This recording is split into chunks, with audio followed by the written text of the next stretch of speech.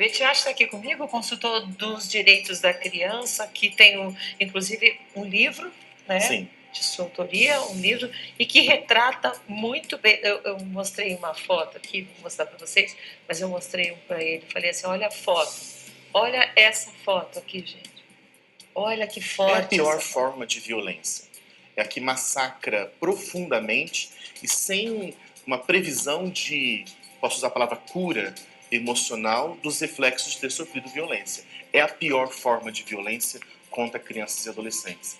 E como eu falei no bloco anterior, chegou o momento de tocar em assuntos difíceis. Hoje, dia 18 de maio, claro, de ontem para hoje, um escândalo na política, e tem muita gente que insiste em falar: não gosto de política, não quero discutir política. Tem que discutir política. Da mesma forma, violência contra crianças e adolescentes, contra o idoso, contra a mulher. Mas hoje, dia 18 de maio, é preciso tocar no assunto. Mesmo o programa, eu sempre digo isso, tem uma vibe toda alegre, mas é preciso falar para a mãe, para o pai, para a família que está assistindo o programa, que é preciso cuidar das crianças e adolescentes. Quando você pensa em violência, você já pensa assim: o homem abusou da criança. As mulheres também fazem isso? Exatamente. A pedofilia não é uma parafilia inerente ao sexo masculino.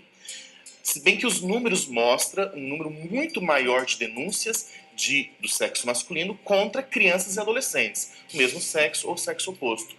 Mas nós temos casos de mulheres que também violentam sexualmente. Mas existe um contexto, Cloara, de que quando uma mulher violenta um menino, por exemplo, talvez o pai, a mãe, não conseguem entender aquilo como uma violência, em especial o pai.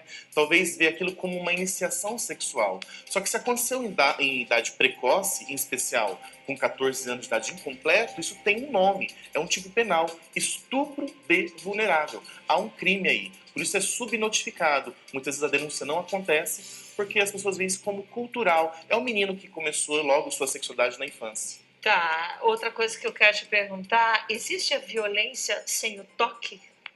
Excelente pergunta, Cloara. As pessoas ligam a violência sexual com o sexo onde há os genitais, não é? O sexo vaginal, onde há o contato com os órgãos sexuais, tanto do adulto quanto da criança. E não. É possível violentar sexualmente uma criança ou um adolescente a 3.000 quilômetros de distância, por exemplo, usando a internet. Eu vou causar um dano, vou causar sofrimento sexual, por exemplo, quando eu peço para que a criança ou pré-adolescente envie o que chamamos hoje de nudes, ou que eu vou estimular ela a ficar nua diante de um webcam, ou enviar para essa criança ou adolescente vídeos pornográficos. O pedófilo pode, inclusive, se masturbar diante de um webcam, exibindo o próprio corpo. Isso também é violência e há punição quanto a isso. E o impacto, claro, é o mesmo: violência sexual contra crianças e adolescentes. Por isso que os pais devem estar muito atentos, porque até uns 3 anos... Saber, os sinais, né? Tá. Os sinais, porque a gente viu na matéria, mas vamos falar isso agora bem claro também.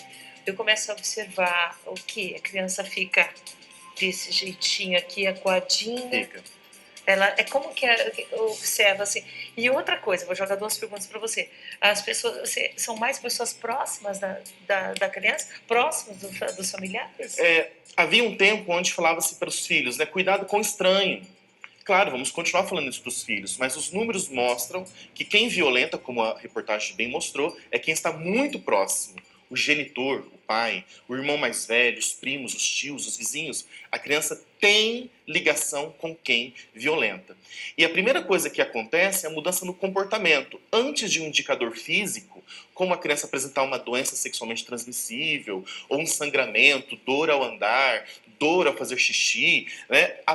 A mudança do comportamento. Então, não só a criança se tornar como essa foto, toda retraída, triste, mas é uma inversão. Talvez a criança que era super quieta tende a se tornar mais expansiva, né? Talvez até estresse se apresenta. Ou o contrário, quando a criança, de fato, ela se torna passiva, triste. A mudança no comportamento é a primeira coisa. Mas eu preciso dizer uma coisa, Clara. Até um tempo atrás, vou falar até 3, 4 anos atrás, nós dávamos o seguinte conselho. Inclusive eu falei isso aqui no teu programa alguns anos atrás, que os pais devem se preocupar com o que os filhos acessam no computador. E a dica era: coloque o computador de casa num ambiente onde todo mundo circule. Vá observar o que diz, ou quais são os sites que o filho ou a filha está acessando, porque o violentador sexual pode estar abordando pela internet. Agora, com os smartphones, A criança acessa e é acessada em qualquer canto, inclusive na rua. Daí a importância do diálogo dos pais com os filhos, que o pai e a mãe, na idade correta, dê noções do toque, onde pode tocar, onde não pode tocar, quem pode tocar e que toque é este.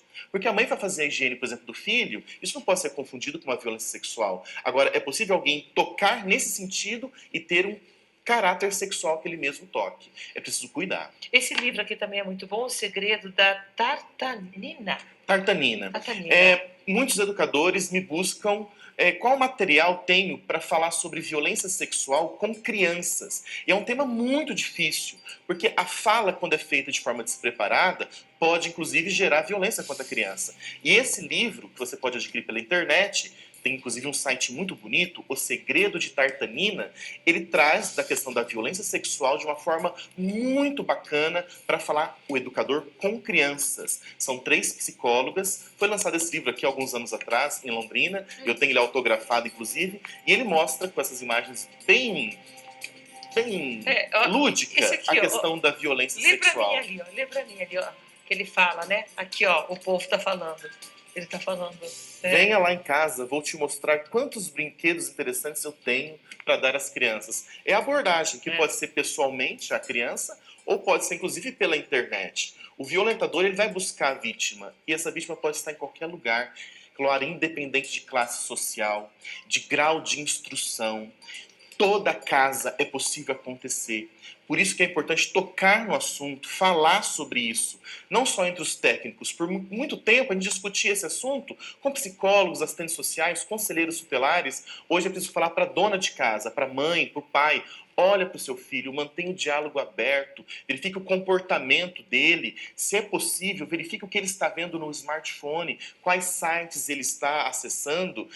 Discutimos isso, inclusive, a questão da baleia azul. Se os pais não estiverem muito presentes na vida do filho, o filho ou a filha pode estar envolvendo, inclusive, nessa outra prática, que é um outro assunto, mas porque os pais não cuidaram. É preciso cuidar. Eu fiz uma palestra anteontem, lá em Santa Catarina, sobre violência sexual, e alguém me fez uma pergunta muito interessante, que é sobre a privacidade do meu filho. Eu vou acessar o celular dele, vou ver, entrar nos grupos de WhatsApp, as redes sociais que ele... Sim, eu penso que cuidar não é invadir.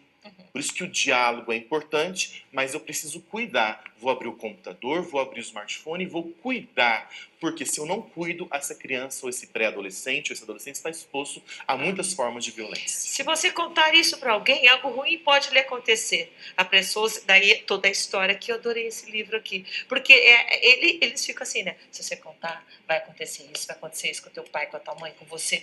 Então, olha só, e aqui ficou triste, vou ter que guardar esse segredo. Que maravilha! A tartanina, ela cai numa emboscada, acontece o abuso, e aí, como presente para a tartanina, o violentador dá um baú. Só que é um baú pequeno. Esse baú, conforme a história vai caminhando, vai crescendo e ficando pesado para ela carregar. Inclusive no sentido de privá-la de ir para a escola, ser alegre. Sim. É o peso do segredo. Toda vítima sente culpa. E a culpa é incutida, em especial, pelo violentador. Para encerrar, a gente poderia ficar aqui conversando bastante para denunciar.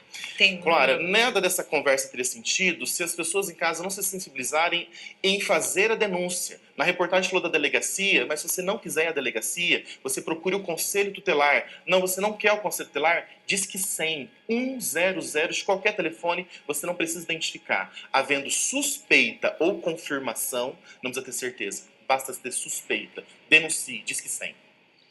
Betiati, obrigada por trazer esse assunto tão importante no nosso programa, agradecendo a nossa produção também. Nós vamos fazer um intervalo. Tem algum? O teu livro a gente encontra? Só acessar portaldoconselhotutelar.com.br e esse vai ser sorteado para quem acessar. Obrigada mesmo, viu? E nós vamos fazer um intervalo rapidinho.